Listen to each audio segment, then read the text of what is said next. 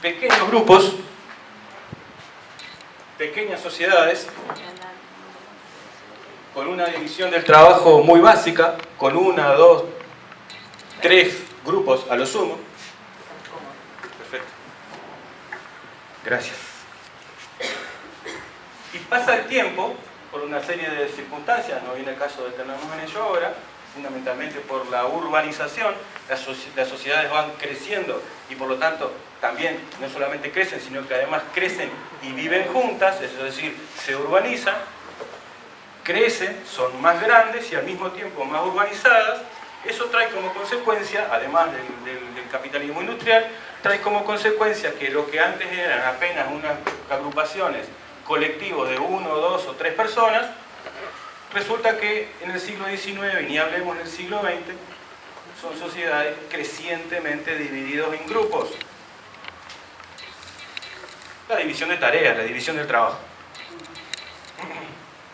Uno es trabajador, otro es trabajador calificado, otro es trabajador de servicio, después vienen los trabajadores industriales, después vienen los trabajadores rurales, o sea que no es solamente trabajadores, tenés una cantidad de matices dentro de los trabajadores, no son solamente patronales, tenés una cantidad de matices dentro de los patrones, no son solamente sectores medios, tenés una cantidad de matices dentro de los sectores medios. No es solamente una religión, tenés una multiplicidad de religiones conviviendo en aquella Europa, que ni hablemos hoy, en donde nos juntamos en el territorio de diversos orígenes. ¿Está bien? Sociedades mucho más numerosas y al mismo tiempo más complejas. Sociedades más pequeñas y obviamente más simples. ¿Y qué tiene de peculiar esto? Sigo todavía con el argumento de este tipo en el siglo XIX. ¿Qué tiene de peculiar? Dice, existe una cosa que es indispensable para cualquier grupo humano, que es lo que él llamó conciencia colectiva.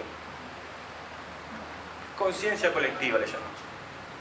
¿Qué significa conciencia colectiva? Todos nosotros, todos los que estamos acá hoy, año 2016, hora 20 y poquito, hoy nosotros, los del siglo XIX, los del siglo XIV, los del milenio no sé cuánto antes de Cristo, todos nosotros, todas las personas, para andar en la vida necesitamos una especie de marco de referencia, una especie de mapa que nos permita a nosotros saber diferenciar, saber catalogar, saber calificar dónde está lo bueno, dónde está lo malo, qué es lo lindo, qué es lo feo. Nada más que la ética y la estética, involucrado en esas dos preguntas. ¿Cuál es el criterio? ¿Qué es lo justo y qué es lo injusto? ¿Qué es lo tolerable y lo no tolerable? Ese mapa lo tenemos todos, no importa si seamos estudiosos o seamos cazadores en la época de las cavernas, o seamos caballeros feudales, o seamos obreros proletarios industriales analfabetos que llegaban a las ciudades europeas con su prole en el siglo XIX. De ahí la palabra proletario. ¿Está bien? No importa, todos necesitamos ese mapa. Eso es lo que nos permite a nosotros identificar, ¿esto que estoy haciendo está bien o está mal? ¿Eso es lindo o es feo? ¿Eso es justo o injusto? Nada más y nada menos. Y todos tenemos eso, todos lo necesitamos. Ahora bien, dice, cuando existían sociedades arcaicas, ese mapa estaba dado fundamentalmente por una especie le llama a él directamente, conciencia colectiva. Una conciencia colectiva. Era una especie de conjunto de saberes, de presupuestos, de conocimientos, de interpretaciones que actuaban más o menos rigurosamente para todos los integrantes de la sociedad. Eran como una especie de regla universal que todos los integrantes de aquellas sociedades sabían que estaba ahí y que tenían que ajustarse. Como dice en algún momento Dulce por ahí, dime cómo es un indígena, no sé, norteamericano, y te diré cómo es el resto. Porque vos sabés, conociendo a uno, cómo se viste todo el resto del grupo. Cómo se pinta la cara el resto del grupo. Qué come el resto del grupo. Qué música escucha el resto del grupo. A qué dioses presenta su respeto el resto del grupo. Es decir, dime uno, conozco a uno y me permite conocer a todo el resto. ¿Por qué? Porque vos sabés que en esas sociedades arcaicas, no sé, le pone el ejemplo de un antropólogo que estudió los indios Sioux en Norteamérica, ¿sí? Pero como esto vale para cualquier sociedad arcaica, no se permite, no se tolera la disidencia. Es muy, muy importante para mantener junto a este grupo pequeño el principio de semejanza. Y cualquiera que ose, que se atreva a salirse de los parámetros de ese pequeño grupo, recibe todo el peso de la conciencia colectiva, que no es otra cosa que es el sentido de autoprotección que toda la sociedad lleva adelante. Toda esa sociedad pequeña no puede darse el lujo de la disidencia, de que un indio diga, no, a mí no me gusta esa música, voy a bailar otra, a mí no me gusta esa comida, voy a comer otro, voy a tener otro régimen. No puede darse el lujo, ¿por qué? Porque tienen que preservar las pautas de comportamiento a efectos de su reproducción como grupo.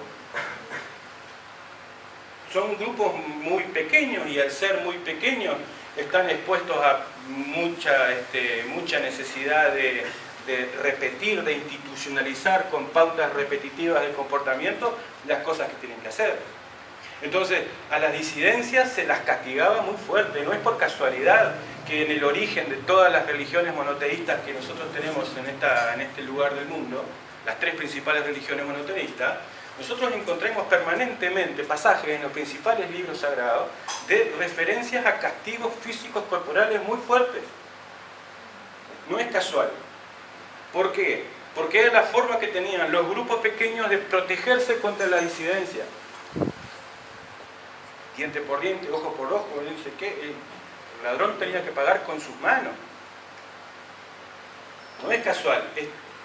Miren que lo estudia él, no es un invento mío. Digo, está estudiado que el derecho que aplicaban aquellas pequeñas comunidades más simples era un derecho fuertemente represivo, que caía sobre el cuerpo del que osaba ser distinto. ¿Está bien? Entonces, la gente sabía dónde estaba el bien y dónde estaba el mal, con mucha claridad. Sabía que era lo injusto y no lo injusto. Y capaz que te la tenía que bancar a regañadientes, pero sabía cuál era el camino a tomar.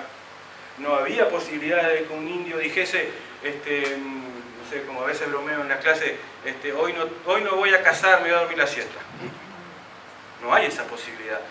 Cumplimos todos con los parámetros de comportamiento que el grupo requiere. Y eso está dado porque por la existencia de un grupo de presupuestos, de conocimientos, de percepciones, de axiomas que forman parte de esa conciencia colectiva que todo el mundo tiene que acatar. Que generalmente esa conciencia colectiva es el origen de las religiones. Esa necesidad, además de la creencia que cada uno tengamos respecto a el papel de lo divino en las religiones, eso independientemente de eso, no es por supuesto, todos coincidimos en que las religiones también cumplen un rol muy importante, cumplen y van a seguir cumpliendo un rol muy importante en términos de organización social. Este tipo, como era un sociólogo, puso énfasis en ese aspecto y dijo, en cuanto rol de organización social, las religiones cumplen un papel fundamental porque los códigos, muchas veces, los libros sagrados se constituyen en códigos de convivencia. Obviamente. Y por ende, las religiones, dicen, son resultado de esta conciencia colectiva que todo el mundo comparte. Esta conciencia colectiva se fue poco a poco, a medida que las sociedades transitaban hacia conglomerados más grandes y más diversos, con tanta cantidad de grupos, y cada uno de estos grupos con sus peculiaridades, cada uno de estos grupos tirando para su lado, muchas veces en conflicto, otras veces en paz circunstancial, pero sabiendo que habían determinadas cosmovisiones que estaban presentes y que tenían que ser defendidas, esa conciencia colectiva comenzó a debilitarse. ¿Por qué comenzó a debilitarse esa conciencia colectiva? Porque cada uno de estos grupos que se empezaron a constituir comenzaron a tener su propia subjetividad, su propia visión de mundo. Era bastante más fácil asumir una visión de mundo común, colectiva, cuando éramos sociedades pequeñas y arcaicas, simples. Ahora, cuando somos sociedades de 1 millón, 2 millones, 3 millones de personas, 4, 7, 8, 10, 20, ciudades de 22 millones de personas como tenemos hoy, con una multiplicidad enorme de tareas, el capitalismo trae eso, una multiplicación de las tareas, con una propensión urbana a la urbanización que aún no ha decaído, que sigue dándose hasta hoy en día, que se aceleró mucho en el siglo XX. Cada uno de estos grupos